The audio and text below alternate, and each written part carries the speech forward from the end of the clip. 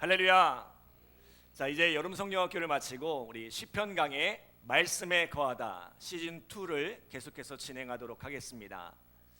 자, 오늘은 함께 보았던 이제 시편 52편의 말씀을 통해 하나님의 인자하심을 영원히 의지하리로다라는 제목으로 하나님의 말씀 증거하도록 하겠습니다. 자, 우리 따라합시다. 하나님의 인자하심을 영원히 의지하리로다. 하나님의 인자하심을 영원히 의지하리로다. 아멘. 자, 사랑하는 여러분, 하나님의 인자하심을 영원히 의지하는 우리 성도들 되시기를 간절히 기도합니다. 자, 하나님의 인자하심, 인자가 뭐라고 했어요? 헤셋, 하나님의 언약적인 사랑이라고 했습니다. 영원하신 변함이 없으신 신실하신 사랑, 우리를 사랑하시되 끝까지 사랑하시는 그 사랑을 헤세드, 인자라고 했습니다.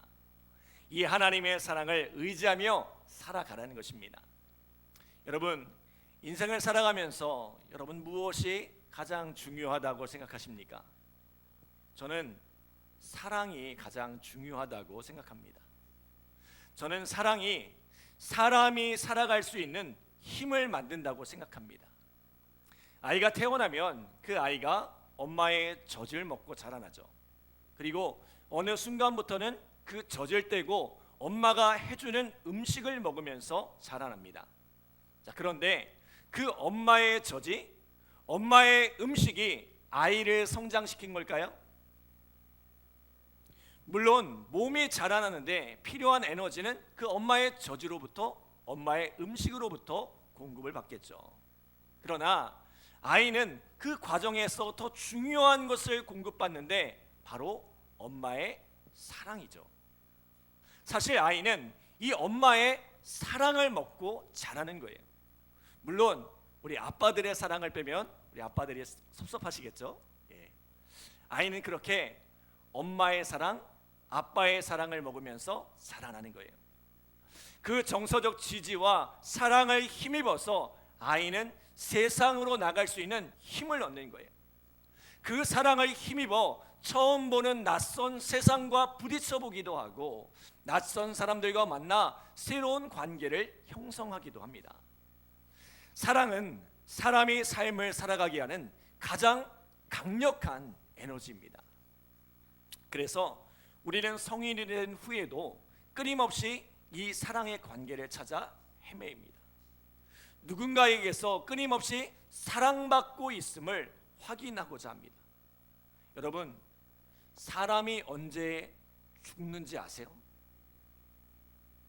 내가 누구에게도 사랑받지 못한다고 생각할 때, 아무도 나를 사랑하지 않는다고 생각할 때 살아갈 힘을 잃어버리는 거예요.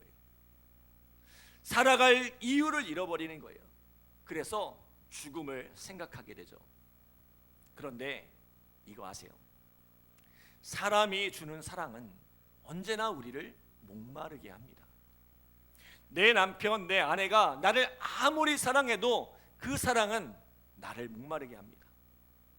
우리 아이들이 웃어줄 때 그 묵은 피로가 싹 가시는 것 같지만 그 아이들의 사랑도 우리를 목마르게 합니다. 하늘보다 더 높은 그 부모님의 사랑도 마찬가지입니다.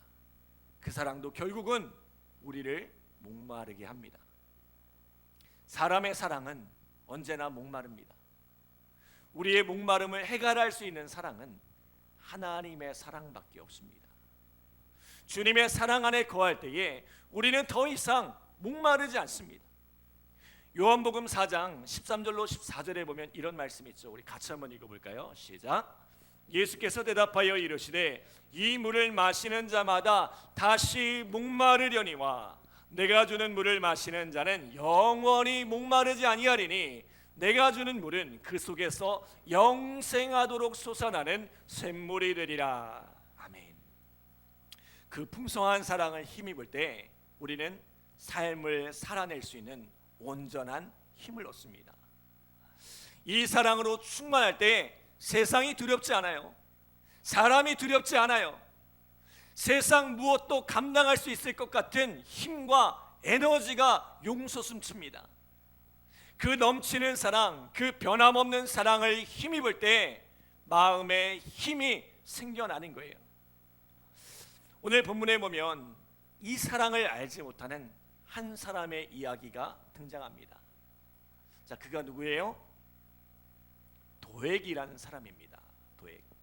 자, 오늘 표제에 보면 이렇게 쓰여 있죠. 자, 표제 한번 보여주시겠어요? 다윗의 마스길 인도자를 따라 부르는 노래. 에돔인 도액이 사울에게 이르러 다윗이 아히멜렉의 집에 왔다고 그에게 말하던 때에. 자, 사무엘상 21장과 22장에 보면 다윗이 사울에게 모함을 받아 급히 도망칠 때에 어디로 피합니까? 제사장 아히멜렉이 있는 놉당으로 도망칩니다.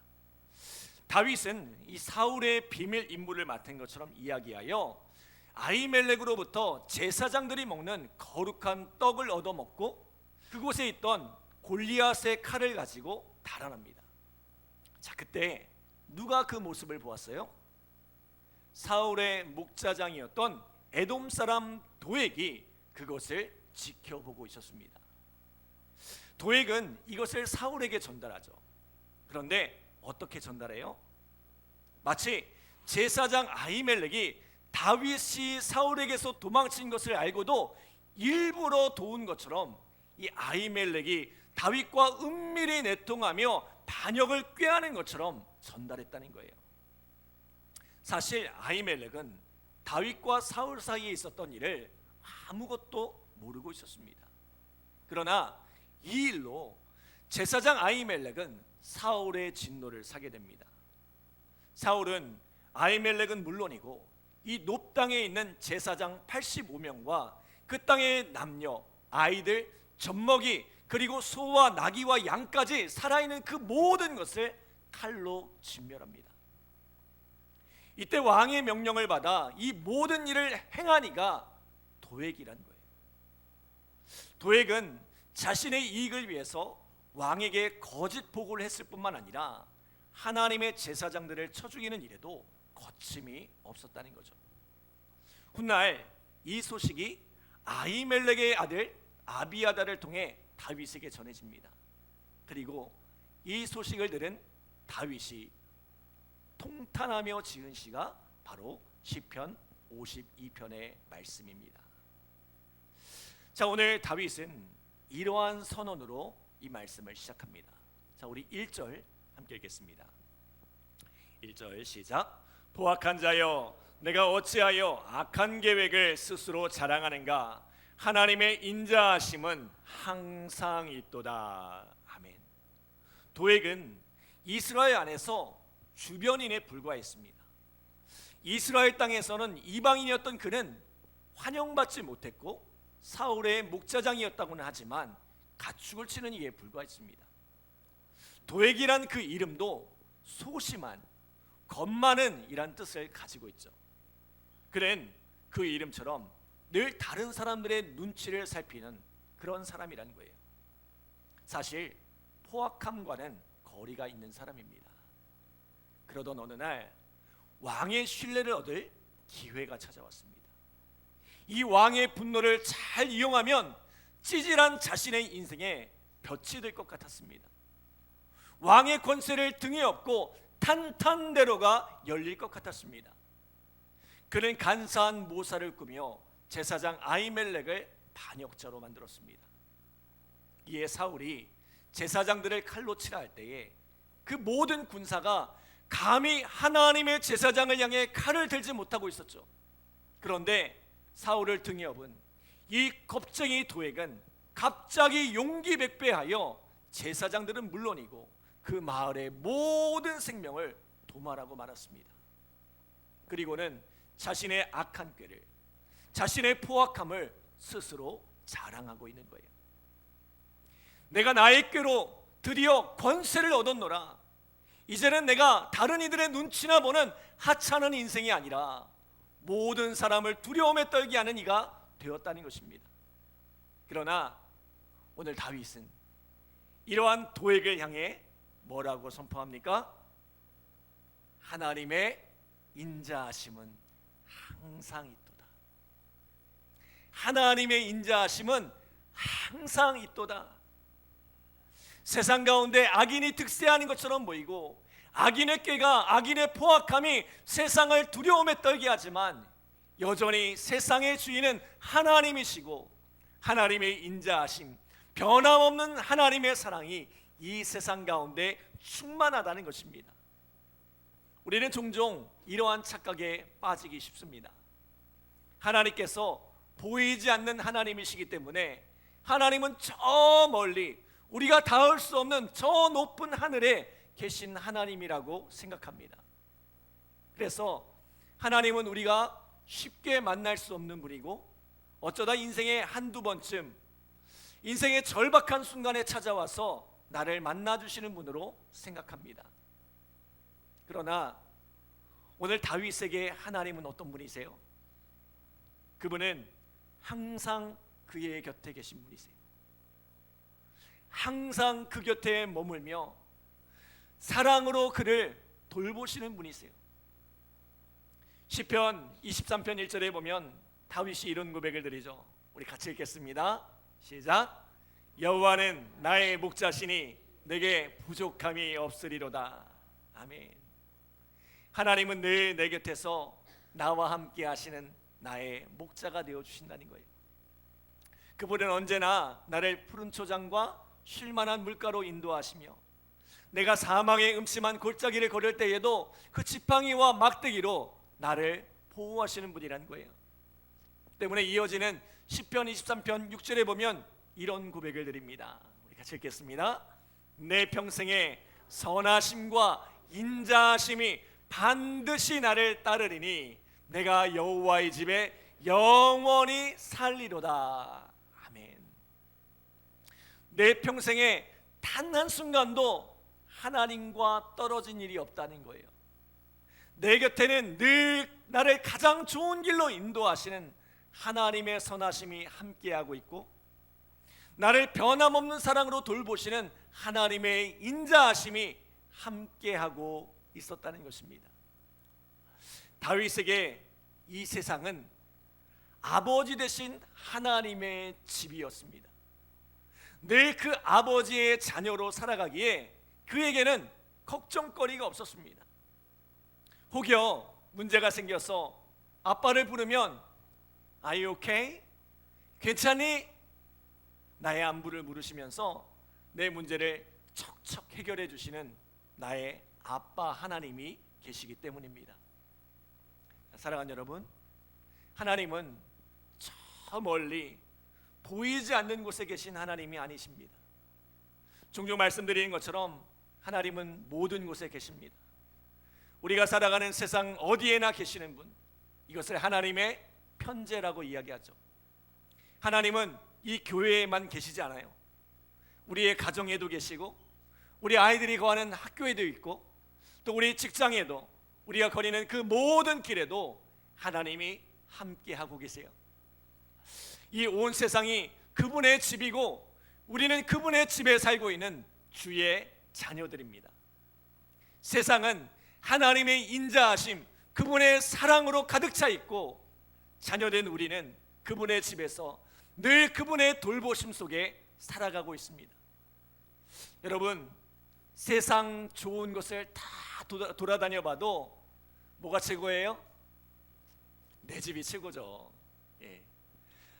정말 좋은 거 다 구경하고 다니면서 딱 마침 내 집에 딱 돌아오면 아유, 그래도 내 집이 최고다 그러잖아요.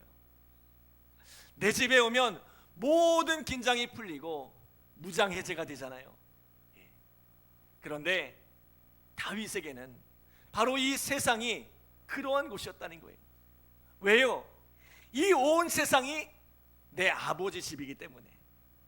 오늘 우리의 삶이 이 아버지 집에 거하는 삶이 되기를 소원합니다. 어디를 가든 무엇을 하든 그 아버지의 사랑 안에, 그 아버지의 돌보심 안에 살아가는 복된 삶이 되기를 간절히 기도합니다. 자, 그런데 이런 다윗과 달리 오늘 도액은 어떤 삶을 살았어요? 자, 우리 7절 말씀 함께 읽겠습니다. 7절 시작. 이 사람은 하나님을 자기 힘으로 삼지 아니하고 오직 자기 재물의 풍부함을 의지하며 자기의 악으로 스스로 든든하게 하던 자라 하리로다. 아멘. 자, 도액은 하나님의 집에 살면서도 하나님의 사랑과 하나님의 돌보심 속에 살아가면서도 그것을 깨닫지 못했습니다. 더 정확하게 이야기하면 도액은 하나님의 사랑과 돌봄을 거절했습니다. 그는 사랑받기를 거절했습니다. 그리고는 하나님 대신 무엇을 의지하며 살아갑니까?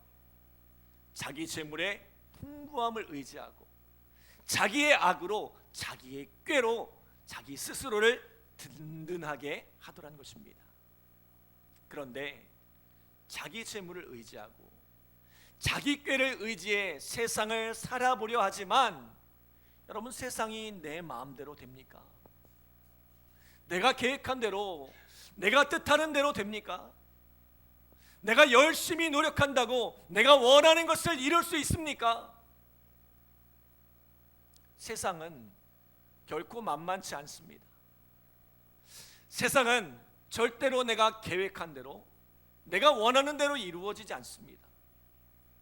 잠언 19장 21절에 보면 이런 말씀이 있죠. 우리 같이 읽겠습니다. 사람의 마음에는 많은 계획이 있어도 오직 여호와의 뜻만이 완전히 서리라. 우리가 아무리 좋은 계획을 세우고 아무리 많은 노력을 기울여도 하나님께서 뜻하신 바가 아니라면 말짱 꽝이라는 거예요. 인생이 내 뜻대로 되지 않고 내 노력대로 되지 않는다는 것을 깨달을 때에 여러분, 우리가 해야 할 일은 뭘까요? 하나님께로 돌이키는 것입니다. 하나님께로 돌아가야 해요. 겸손히 하나님의 뜻을 구하고 하나님의 도움을 구해야 합니다. 그런데 도액은 어떻게 했어요? 우리 2절로 4절 말씀 함께 읽겠습니다. 2절로 4절 시작. 내 혀가 심한 악을 꾀하여 날카로운 삭도같이 간사를 행하는도다. 내가 선보다 악을 사랑하며 의를 말함보다 거짓을 사랑하는도다. 간사한 혀여, 너는 남을 해치는 모든 말을 좋아하는도다. 아멘. 내 뜻대로 되지 않고 내 노력대로 되지 않으니 그 혀로 악한 모사를 꾸밉니다. 거짓을 품고 남을 해치는 말로 이익을 얻으려고 합니다. 정상적인 방법으로는 뜻을 이룰 수 없으니 수단과 방법을 가리지 않는 삶을 살아가더란 거예요. 내가 원하는 것을 이룰 수만 있다면 악한 일도 서슴지 않고 제사장과 그 마을을 몰살하는 이 무도한 짓도 거침없이 행하더란 거죠. 여러분, 사랑받지 못한 인생, 특별히 하나님의 사랑을 알지 못하는 인생은 사람이 점점 거칠어집니다. 말이 세지고 사람이 포악해집니다.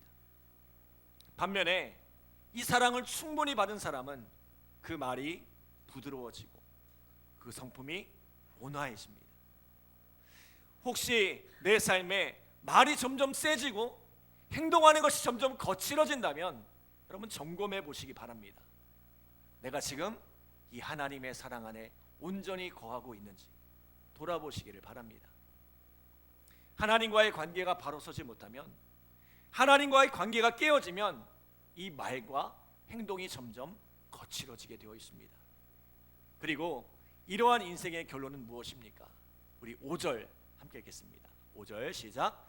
그런즉 하나님이 영원히 너를 멸하시며 너를 붙잡아 내 장막에서 뽑아내며 살아있는 땅에서 내 뿌리를 빼시리로다. 아멘. 하나님께서 그러한 인생을 멸하시고 그 살아있는 땅에서, 이 하나님의 집에서 뽑아내시겠다는 거예요. 도액은 잠시 성공하는 것처럼 보였습니다. 사울의 권세를 붙잡았으니 이 사울의 곁에서 호가호위하며 대대로 이 권세를 누리게 되리라 생각했습니다.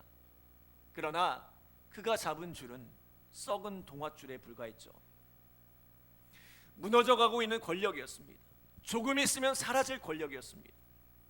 그 썩은 동아줄을 붙들고 얼마나 권세를 누렸는지 모르겠습니다.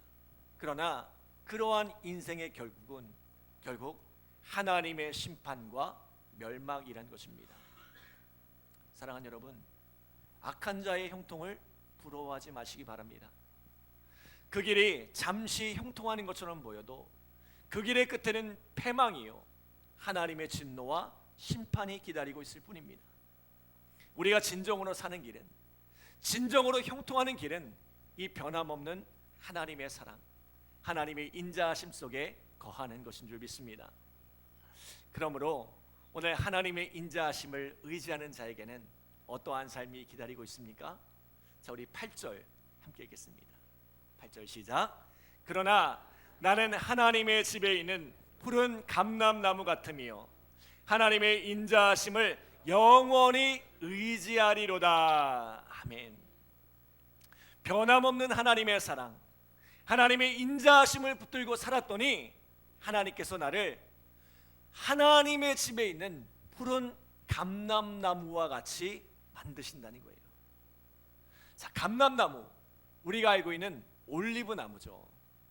이 올리브 나무는 강한 생명력을 자랑하며 이 척박한 환경 속에서도 사시사철 푸른 잎을 자랑한다고 합니다. 이런 강인한 생명력으로 인해서 수백 년에서 심지어는 많게는 1000년이 넘는 고목들도 있다고 해요. 게다가 풍성한 열매를 맺는 이 올리브 나무는 풍요와 번영을 상징한다고 하죠. 다시 말하면 하나님의 인자하심 속에 살아가는 인생은 하나님께서 그 인생을 견고케 하실 뿐만 아니라 많은 열매를 맺는 풍성한 삶을 살게 하신다는 거예요. 그런데 사실 오늘 이런 고백을 드리고 있는 다윗의 인생은 막막하기만 합니다. 답답하기만 합니다. 악을 행하는 도액의 삶을 비웃고 있지만 다윗의 처지는 사실 누구를 비웃을 만한 처지가 아니죠. 다윗은 사울에게 쫓기는 신세가 되었고 목숨을 구걸하는 신세가 되었습니다. 앞으로 다윗의 인생이 어떻게 펼쳐질지 다윗은 알 수가 없습니다. 그러나 확실한 것은 하나님께서 나를 푸른 감람나무와 같이 견고히 세우시리란 것입니다. 그리고 마침내 풍성한 열매, 이 풍성한 삶을 허락하시리란 거죠. 저는 오늘 우리에게도 이러한 확신과 믿음이 있기를 바랍니다. 우리는 우리의 인생길을 알 수가 없습니다. 어쩌면 우리의 인생이 커다란 실패와 절망 가운데 놓여 있을 수도 있고 큰 아픔과 상실 가운데 살아갈 수도 있습니다. 그러나 우리가 하나님의 인자하심 속에 온전히 거하고 있다면, 하나님의 집에서 하나님의 사랑과 그 돌봄을 온전히 누리고 있다면 걱정하지 마세요. 하나님께서 우리의 삶을 푸른 감람나무와 같이 견고히 세우실 것입니다. 하나님께서 절대로 우리의 삶이 무너지도록 내버려 두지 않으실 겁니다. 우리로 반드시 풍성한 열매를 맺게 하시고 마침내 이런 고백을 드리게 하실 거예요. 자, 우리 9절 말씀 함께 읽겠습니다. 9절 시작. 주께서 이를 행하셨으므로 내가 영원히 주께 감사하고 주의 이름이 선하심으로 주의 성노 앞에서 내가 주의 이름을 사모하리이다. 아멘. 자, 주께서 이를 행하셨으므로, 주께서 이를 행하셨으므로, 이것이 단순히 다윗의 희망과 소망이 아니라 하나님께서 이를 행하셨다는 거예요. 이를 이루셨다는 거예요. 그러므로 영원히 감사케 하신다는 거죠. 또 그 주의 이름이 선하심으로, 여러분 선하심이 뭐라고 했어요? 하나님 보시기에 가장 좋은 것으로 이끄시는 것, 이것을 하나님의 선이라고 했죠. 하나님께서 모든 것을 합력하여 우리의 삶을 선으로 이끄시기에, 가장 좋은 것을 주시기에 우리 모든 성도들 앞에서 이 주의 행하신 일을 간증하고 찬양하게 하신다는 것입니다. 저는 오늘 우리 성도들에게 이러한 감사, 또 이러한 간증과 찬송이 넘쳐나기를 소원합니다. 특별히 여기 있는 우리 아이들에게, 지성아, 승우야,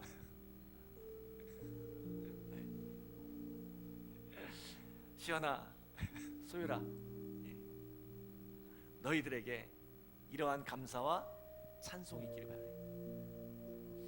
어쩌면 우리 아이들은 하나님이 도대체 누구신지, 하나님이 어디 계신다는 것인지 잘 모를 수도 있습니다. 그러나 우리가 하나님의 인자하심 안에, 이 변함없는 하나님의 사랑 안에 있음을 확신하고 그 사랑을 의지하여 살아갈 때에 하나님께서 행하시는 그 일들을 목도하고 내 인생이 푸른 감람나무와 같이 세워지는 것을 경험하게 될 줄 믿습니다. 저 아이들에게, 철 모르는 저 아이들에게 푸른 감람나무와 같이 그 거대한 아름드리로 성장하는 그 날들을 우리가 꿈꾸고 기대하며 나가기를 소원합니다.